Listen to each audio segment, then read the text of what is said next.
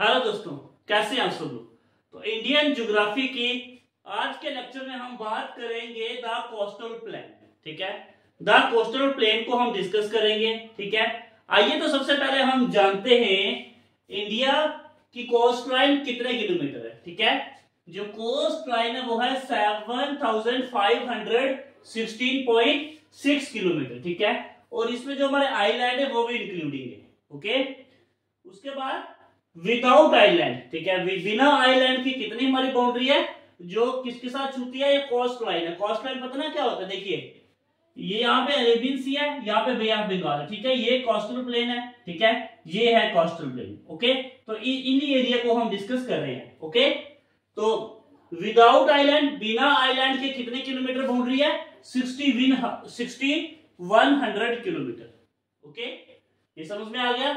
उसके बाद 13 states and UT जो हैं वो टच हैं इंडियन कोस्ट लाइन। ठीक है, 13 स्टेट और यूटी जो हैं वो टच हैं हमारी कोस्ट लाइन के साथ। ओके, उसके बाद देखिए इंडिया जो है सराउंडेड सी 3 साइड, तीनों साइड से यहाँ पे गिरा हुआ है पानी से।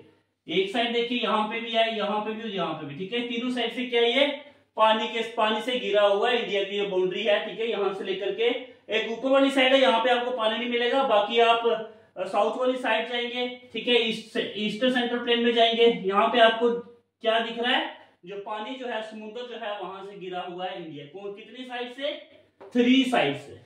ओके, उसके बाद देखिए लोकेशन के बेसिस के ऊपर, ओके, लोकेशन के बेसिस के ऊपर इसको 2 पार्ट में डिवाइड किया गया है। एक ईस्टर्न कोस्टल प्लेन, दूसरा वेस्टर्न कोस्टल प्लेन। ठीक है, पहला कौन सा, ईस्टर्न कोस्टल प्लेन। ठीक है, ये है हमारा ईस्टर्न कोस्टल प्लेन, सॉरी ये है हमारा वेस्टर्न कोस्टल प्लेन, ये है हमारा ईस्टर्न कोस्टल प्लेन। ठीक है, तो वेस्टर्न में देखिए आपको अरेबियन सी देखने को मिलेगी और ईस्टर्न साइड में बे ऑफ बंगाल, बंगाल की खाड़ी जो है यहाँ पे आपको देखने को मिलेगी। ओके, तो उसके बाद हम डिस्कस करते हैं ईस्टर्न कोस्टल प्लेन को। ठीक है, ये प्लेन जो है ये नॉर्थ से अगर हम बात करें, वेस्ट बंगाल से स्टार्ट है। ठीक है, नॉर्थ से, और साउथ में आता है कहां पे, तमिलनाडु जो है इसके साउथ में एंड में। ओके, तो उसके बीच में आपको उड़ीसा और अरुणाचल प्रदेश भी देखने को मिलेगा। ठीक है, उसके बाद यहाँ पे दोस्तों महानदी गोदावरी, कृष्णा, कावेरी, ठीक है, ये सब मिलकर के एक डेल्टा बनाते हैं ईस्टर्न कोस्टल प्लेन में।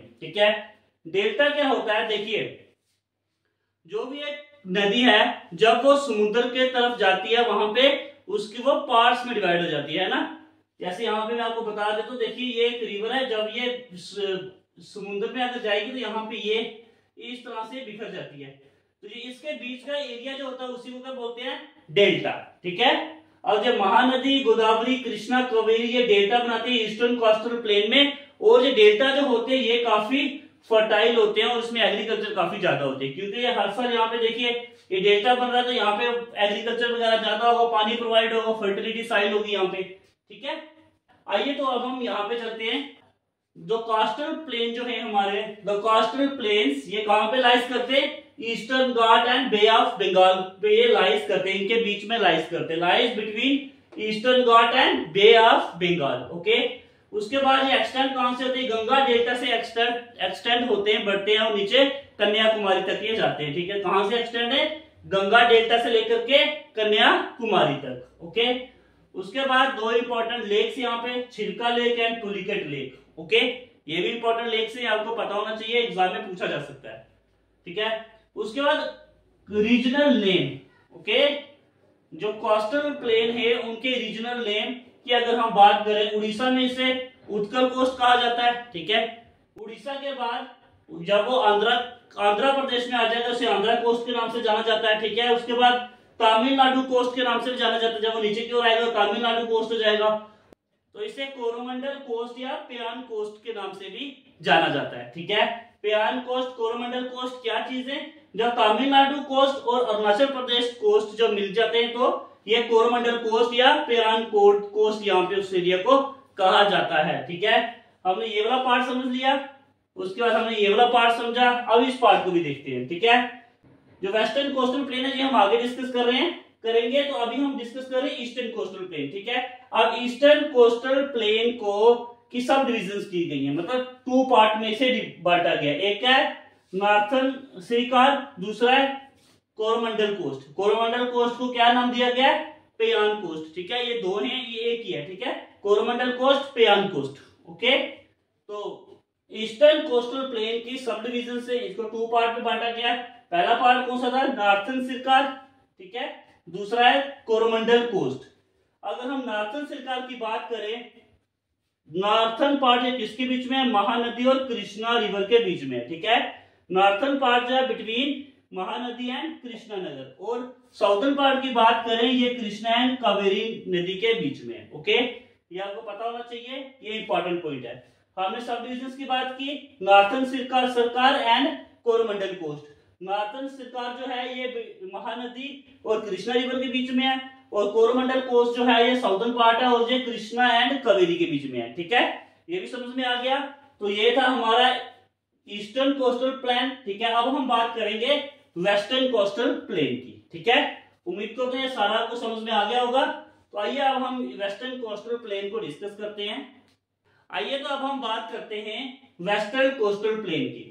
सबसे पहले हम बात कर रहे हैं एक्सटेंड कहां से है। देखिए, गुल्फ ऑफ खंबर जो गुजरात में, यहां से ये एक्सटेंड करते हैं कहां तक? केरला तक। ठीक है, कैप कॉर्मिन केरला तक ये एक्सटेंड करते हैं। ओके, और ये कहां से होकर के गुजरते हैं? Passing through Karnataka, Goa and Maharashtra. Okay, ये वेस्टर्न कोस्टल प्लेन जो है ये कर्नाटका, गोवा एंड महाराष्ट्र से पासिंग करता है, गुजरात से लेकर के साउथ में कहां तक? केरला तक। ठीक है, उसके बाद 1500 किलोमीटर है इसके नॉर्थ से साउथ का जो एरिया, कितना किलोमीटर है? 1500 किलोमीटर, और इसकी ब्रेथ कितनी है? 10 से लेकर 25 किलोमीटर के बीच में। ठीक है, उसके बाद यहाँ की नदियां जो है वो फॉर्म एस्टुरीज, वो एस्टुरीज बनाती है। ठीक है, एस्टुरीज होता क्या है? Fresh water meet the ocean. ठीक है, जो नदियों का पानी होता है जब वो ओशियन के साथ मिलता है, ठीक है, उसी को कहते हैं एस्टुरीज। और जो साल्टी होता है लेकिन ओशियन के पानी से कम साल्टी होता है। ठीक है, as compare to ocean water वहां से कम साल्टी होता है। ठीक है, और वेस्टर्न कोस्टल प्लेन को 4 कैटेगरीज में बांटा हुआ है। कौन कौन सी है? Kutch and Kathiawar coast. Kutch and Kathiawar coast की अगर हम बात करें, ये गुजरात में। ठीक है, इसके नॉर्थ में ग्रेट रन है और साउथ में लिटिल रन। ओके, ये इंपॉर्टेंट पॉइंट है, ध्यान रखिए। अगर कोंकण कोस्ट की बात करें, दमन है इसके नॉर्थ में और गोवा है इसके साउथ में। ठीक है, और यहाँ पे राइस एंड कैश्यू की क्रॉप्स होती है। थर्ड नंबर में है कन्नड़। कन्नड़ की बात करें, ठीक है, कन्नड़ कोस्ट इसके नॉर्थ में है मार्मागांव और साउथ में है मंगलोर। ओके, और यहाँ पे आयरन है वो काफी ज्यादा मात्रा पे मिलता है। कहां पे? कन्नड़ कोस्ट में। मालबार कोस्ट की बात करें, इसके नॉर्थ में मैंगलोर है और साउथ में कन्याकुमारी। ठीक है, यहां तक समझ में आया। उसके बाद रीजनल नेम। रीजनल नेम की बात करें, कोंकण कोस्ट को महाराष्ट्र कोस्ट के नाम से जाना जाता है महाराष्ट्र में, और गोवा कोस्ट के नाम से जाना जाता है गोवा में। उसके बाद मालबार कोस्ट को केरला कोस्ट के नाम पे जाना जाता है केरला में, और कर्नाटका में इसे कर्नाटका कोस्ट के नाम से जाना जाता है। लेकिन है कौन सा? ये मालबार कोस्ट। ओके, उसके बाद हमने कोरोमंडल कोस्ट की बात की तमिलनाडु में। ठीक है, इसको कोस्ट लाइन ऑफ इमरजेंसी के नाम से जाना जाता है। उसके बाद हमने मालबार कोस्ट की बात की थी, उसे कोस्ट लाइन ऑफ इमरजेंसी कहा जाएगा। ठीक है, थर्ड है कोंकण कोस्ट। कोंकण कोस्ट कहां है? महाराष्ट्र गोवा में, और इसे कोस्ट लाइन ऑफ सबमर्जेंस के नाम से जाना जाता है। ठीक है, तो ये कोरोमंडल कोस्ट तमिलनाडु में इसे कोस्ट लाइन ऑफ इमरजेंस, और मालाबार कोस्ट लाइन केरला में ये भी कोस्ट लाइन ऑफ इमरजेंस है। लेकिन जो कोंकण कोस्ट है महाराष्ट्र और गोवा के बीच में, ये कोस्ट लाइन ऑफ सबमर्जेंस है। ठीक है, तो सबमर्जेंस क्या होते हैं? देखिए, सबमर्जेंस होते हैं जो लैंड जो है वो ओशियन के बीच में सबमर्ज हो रही है। ठीक है, बीच में जा रही है, पानी उसके ऊपर आ रहा है, उसे कोस्ट लाइन ऑफ सबमर्जेंस कहते हैं। ठीक है, तो ये था हमारा आज का कोस्ट लाइन का टॉपिक। उम्मीद करता हूं ये जो पॉइंट मैंने आपको समझाए हैं ये समझ में आ गए होंगे, और इसके नोट्स आप साथ साथ बनाते रहिए ताकि एग्जाम में आपको कोई भी प्रॉब्लम ना हो। ठीक है, ये सारे इंपॉर्टेंट चीजें जो मैं आपके साथ डिस्कस कर रहा हूँ। ओके, तो कोई भी चीज आपको समझ में नहीं आ रही है तो मुझे कमेंट में बताइए, मैं आपको सारी चीजें एक्सप्लेन करने की कोशिश करूंगा। यहां से भी प्रॉब्लम आ रही है मुझे बताइए, मैं सब चीजें आपके साथ शेयर करूंगा। ठीक है, कमेंट में लिखिए। और इस वीडियो में इतना ही, मिलते हैं नेक्स्ट वीडियो में। धन्यवाद।